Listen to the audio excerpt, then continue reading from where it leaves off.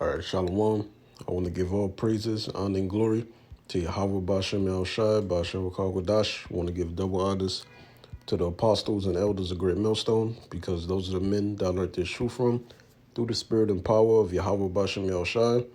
Yahweh is the true name of the God of Israel. Yahweh Shai is who the world ignorantly calls Jesus Christ, but his one and only true name is Yahweh Shai. And pretty much I just wanted to do a video, concerning household, relationships like with your family. You know, don't be surprised if your family doesn't make it or if your family takes the chip. You even got to keep in consideration that, in these days that we're living in, even your woman could turn against you, and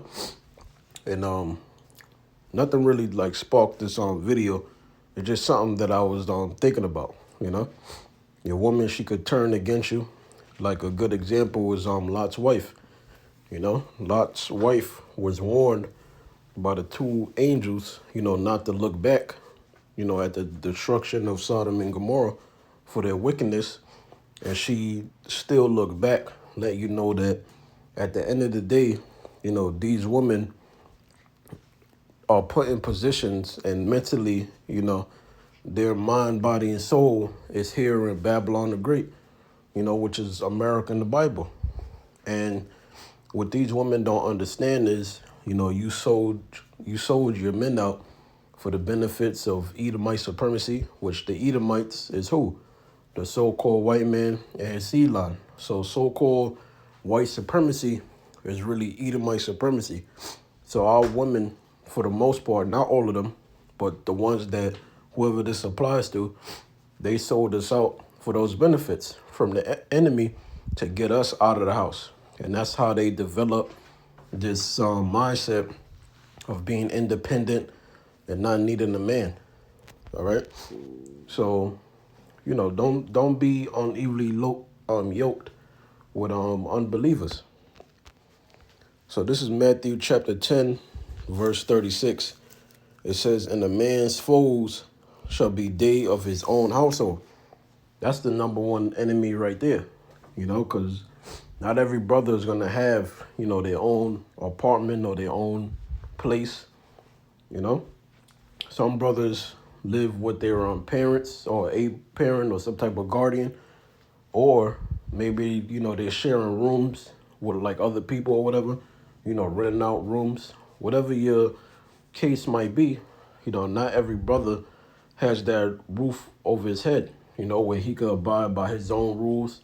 We living in a messed up society because the laws, statutes, and commandments are not being upheld. So you got brothers that's probably up in age that's still, with their parents, and your parent is an unbeliever for the most part. Not everybody is blessed, with the privilege of having your father or your mother or whoever you're living with, being in the truth and knowing the truth, knowing the dietary laws, understanding what pisses the Heavenly Father off. Idol worship, having statues and paintings in your house that have nothing to do with the Bible. You can't control these things. You hear somebody give all praise, honor, and glory to God and Jesus. You can't do nothing. That's where you have to apply wisdom. Because the scriptures say you have to honor your father and your mother, but also with the balance, you can't put them above Yahweh and Yahweh Shai and this truth of glorifying Yahweh and Yahweh Shai to the best of your abilities. The Lord has to come first, but you do what you can do to shut your parents up in the sense of, if they tell you to do something, you abide by their rules because it's their house. You always have to keep that respect, even if you don't see them eye to eye, So it says, a man's foes shall be they of his own household. All right. And the household is what? Where you live at.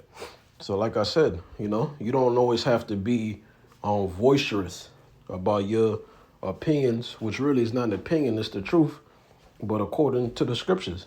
Everybody is not a believer like you. They don't think like how you think.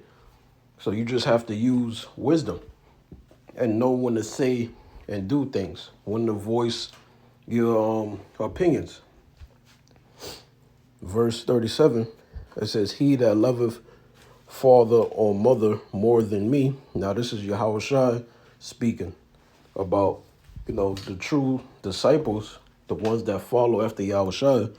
This is the mindset that they would be in. So it says, he that loveth father or mother more than me is not worthy of me.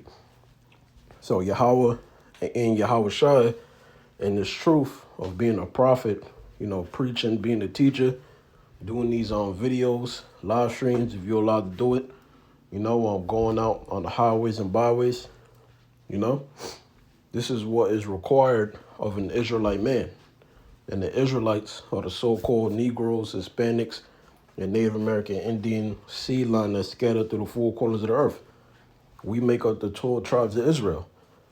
All right, so this is what the Lord requires us as men to do, to glorify him to the best of the ability that the Father through his Son have given us. So it says, and he that loveth son or daughter more than me is not worthy of me. So that's what you need to understand as well. It's a balance with everything. Yeah, of course, you love your kids, but at the end of the day, the Lord comes first. You glorify the Lord first. You do your videos first. You handle your business for Yahweh and Yahushua first, because it's for your salvation as an individual. Yeah, we all come together and glorify the Lord, but we all being crowned separately. We're not going to be crowned because we cool, with somebody in the camp, and now, we're going to hold hands together and get a crown together. It don't work like that. The Lord is coming back, according to Revelation 22:12, to reward every man according to his works, whether it be good or bad. So it's either salvation or destruction. So you want to please the Lord so that you can obtain salvation as an Israelite. All right, so of course you love your kids, but when it comes to, Saturdays or whatever day that the particular camp or you as an individual glorifies the Lord, you got to put that first. And then the kids and your wife and all that comes second. They got to wait, And if she got a problem with it, that's just what it is. There's plenty of women out here. That's the mindset I got. And that you should have. Verse 38, because you don't want the Lord to take the spirit, from you. And, you be a castaway. You go back to being black, following these man-made religions, not knowing what things are happening, the way that it's happening on the planet, according to prophecy. You want to be in the know. You want to be on Yahushua's good side. You don't want to be on his bad side. Because the scriptures say what? Kiss the son, lest he be angry. Kiss meaning worship, obey. So verse 38, and he that taketh not his cross, you got to take up your cross. You're going to go through a lot of tribulations and it's truth. Just because you join the camp or you know the truth, the hell doesn't stop. It's always going to be there, until Yahushua gets back. But you have to maintain and use wisdom to the best of your abilities. You have to pray. You got to pray to Yahweh and Yahushua, that you be worthy enough to escape all these things that shall come to pass. It's not an easy thing. Anybody that says that, this, like being in the truth is easy, like you're not going through nothing, something is wrong with that individual. You should mark that person, because you're always going to go through something. You're always going to go through something in the truth. And a lot of times it'd be random, but you still got to understand that it's a test at the end of the day. You don't want to follow the bad examples of the past, because we see where they're at now. So it says, and followeth after me is not worthy of me. So you got to take up your cross. You got to suffer in the names of Yahweh and Yahushua. Because when you look at the examples of old, The prophets went through it. You know, the disciples went through it. Yahushua himself went through it. You know, so the servant is not greater than his master. So you're going to have situations where, you know, your parents might come up against you, but, you know, try it in the best of your abilities not to curse them out and be out of order. Even though you might be justified, you know, you still got to honor your mother and your father, you know, and your parents. You know, the best thing to do to somebody is just not say nothing at all, you know, or just try to distance yourself from your family, you know. But if they need you to do something, you know, you be there to help them out. Because you don't want Yahweh or Yahushua to jack you up for something, you know. So, all right, that's it with that. Now, this is 2 Corinthians chapter 6, verse 14. It says, be ye not unevenly yoked together with unbelievers. And what makes somebody an unbeliever? A so-called anti-Messiah or anti-Christ. Somebody that doesn't believe according to the Bible, according to what's written. So all Christians are non-believers. Well, most of our parents and friends, how do they grow up? Being a Christian, being Muslim. So now that you understand the truth, you know, you don't want to be around that. You got to distance yourself from that. Because a lot of times, you know, y'all going to cross paths in what y'all believe. And you having that zeal as a Hebrew Israelite, you know, you're going to want to debate them and debunk them. And you're going to want to teach. But you have to use wisdom and just know when to be quiet. You don't have to say anything, you know? So your parents, you know, they Christians. They got Cesare Borgia, a.k.a. white Jesus, you know, statues or white-looking angels, you know, in the house. There's nothing you could do about that, you know, because that's their house, that's their rules.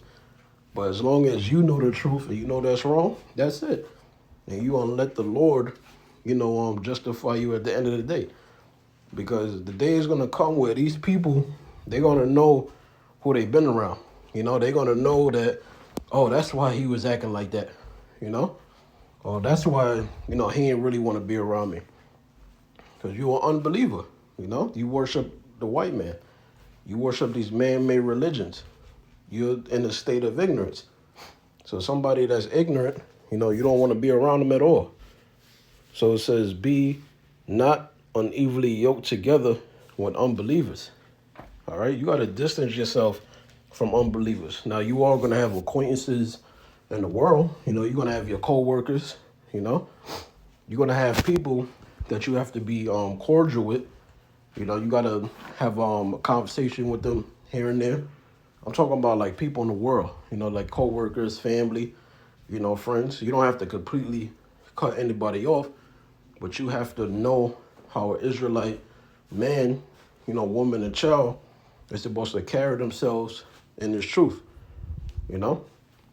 So you can't be spending all your time with unbelievers because a situation could occur that involves the unbeliever, but you there with that individual. Now you got to go through what he going through now because you're there when all that could have been avoided, you know. So that's why the scriptures say you got to put off the old man and then you got to be a new man by the renewing of your mind, you know, to avoid, you know, certain situations. It ain't easy. Easier said than done, but you got to pray to the Lord to direct your steps. So it says, for what fellowship with righteousness with unrighteousness? I don't know about other people, but when I'm around an unbeliever, you know, depending on who it is, you're going to have people that's cool, you know, in the world on a personal level. But when you're around somebody that's just totally wicked, because we're not perfect, but somebody that's just like blatantly wicked, you're not going to want to be around a person like that. Matter of fact, you're going to dislike them, you know? So you don't need to have that around you. You don't need to be around it. It can easily be avoided. It says, and what communion have light with darkness? Because we have the light. We have the truth. Here at Great Millstone, we got 100% truth, you know?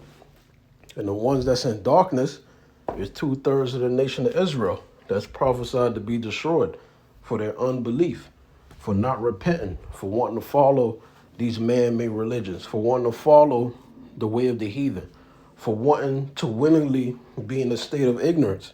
That's darkness. They're in darkness. They don't know why these events are occurring on the planet Earth. They don't know it's biblical prophecy. Why they don't know that? Because these Christian churches are under the 501c3 charter. They can't give you the answers. And if they wanted to give you the answers, they wouldn't speak up about it. Because that 501c3 charter would stop them from doing it. Because the state owns them. So you don't want to be around that at all, you know? This is Matthew chapter 24, verse 40. Then shall two be in the field, which we know, according to Matthew chapter 13, you know, the field is the world. It says the one shall be taken and the other left. That's just what it is, man.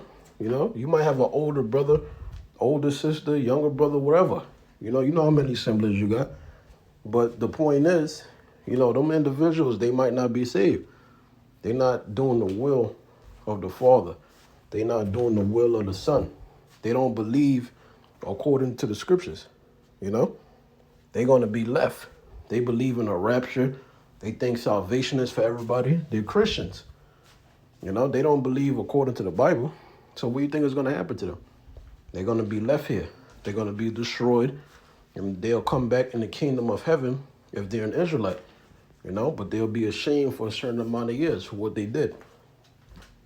Verse 41, because you might have, like me, for example, not to get too much of my business, but, you know, I had an older brother that I used to look up to, you know, but after a while of knowing this truth, you know, you become distant to unbelievers and people that's not about what you're about. You know, so that happens. But, you know, the Lord, you know, unless my brother repents, because he knows the truth, unless he repents and do what he's supposed to do, you know, he's going to be destroyed. So it says, two women shall be grinding at the mill. The one shall be taken and the other left. Because you got a woman that's a part of the elect. The scriptures tell you how a woman is going to be saved in childbearing. All right. Brothers have wives, you know, brothers have, kids or a kid, you know. There's women that's going to be saved as well. You know, you have righteous women in the scriptures. You had Rahab the harlot, you know, you had Susanna, you know, Judith. You know, you had women that followed the Lord. You know, there's a couple of them, you know. So, verse 42, and as far as the woman goes, you know, if you don't have a husband, you know, there's examples in the scriptures. You could honor the Lord through prayer and fasting. And you fast whenever, you know, the time sees fit for yourself, you know. Verse 42, it says, watch ye therefore. So you have to watch. How do you watch? You know, you see what's going on in the news. Mainly subscribe to alternative media sites. Watch Great Millstones videos. All right, beginning with the apostles on down. So you link up the current events with the biblical prophecies, and you understand the time period exactly living in. So we know Yahweh's return is close. For ye know not what hour your Lord doeth come. Because the scriptures tell you, no man knoweth, you know, the day or hour, but the Father only. And also, we can measure the times to understand. You know, what signs did he give us? What did he tell the disciples in Matthew 24? You know, what did the prophets talk about in the end of days? Blood moons, different visions, the different dreams people having, right? So we know that the Lord's return is close, you know. So I just want to do a video on that. You know, that's just what it is. You know, you on your walk, you on your path, and these other people, they on their path. You know, but you want to please the Lord. Shalom.